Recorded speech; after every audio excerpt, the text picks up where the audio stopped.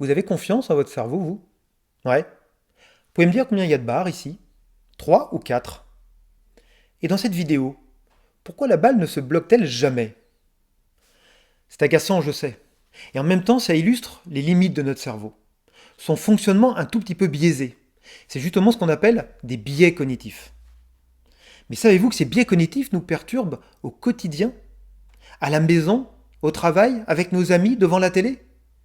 Que ces biais cognitifs influencent aussi bien nos décisions, nos émotions que nos comportements? Salut, je m'appelle Arnaud Lonjani.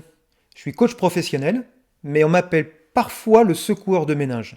Pourquoi? Parce que je pose des questions qui interpellent. Et justement, au cours de mes interventions, j'interpelle souvent les dirigeants et les managers sur l'importance du facteur humain, que ce soit dans leur communication, dans leur stratégie et même dans leur cybersécurité. Et je constate souvent les effets de ces biais cognitifs, que ce soit dans les tensions, dans les confusions, dans les erreurs, bref, dans tout un tas de dysfonctionnements qui empoisonnent la vie des entreprises et des équipes. Donc fort de ce constat, je me suis dit qu'il pourrait être intéressant de faire une série de vidéos pour vous faire connaître, vous faire comprendre, et puis surtout vous faire mieux appréhender les effets de ces biais cognitifs.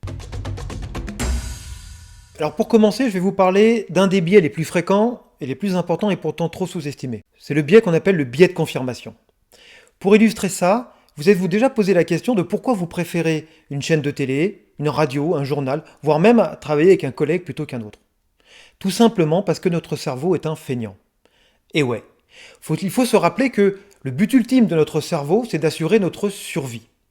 Et pour ça, il va chercher en permanence à nous assurer la sécurité, la stabilité, l'équilibre, la cohérence de notre système de pensée. C'est ce qu'on appelle, en termes scientifiques, l'homéostasie.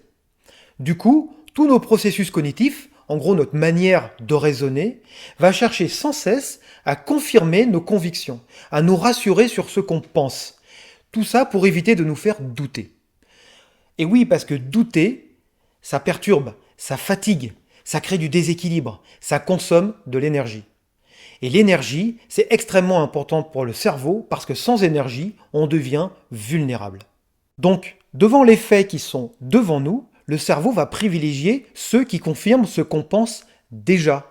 Et il va repousser, ignorer ceux qui nous perturbent, ceux qui nous dérangent. Bilan, Saint Thomas s'est planté. On ne croit pas ce qu'on voit, mais on voit ce qu'on croit.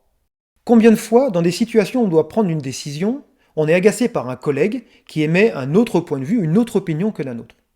Par réflexe, on a tendance à la rejeter, à la contredire, et à préférer celle d'une personne qui pense comme nous.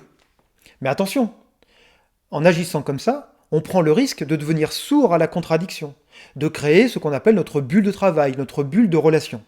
C'est exactement ce qui se passe avec les réseaux sociaux, où on ne s'abonne plus qu'à des canaux qui vont dans le sens de nos opinions. On s'obstine dans notre vision du monde, et on ne finit par ne plus travailler ou ne plus avoir de relation qu'avec des personnes qui pensent comme nous. Alors certes, on s'évite des problèmes à court terme, on évite de consommer de l'énergie à créer du doute, on confirme notre point de vue.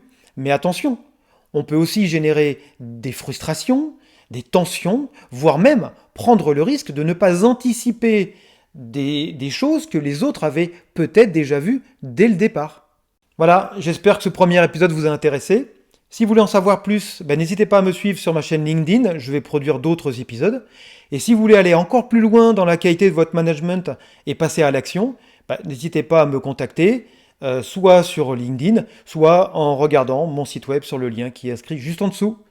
À bientôt!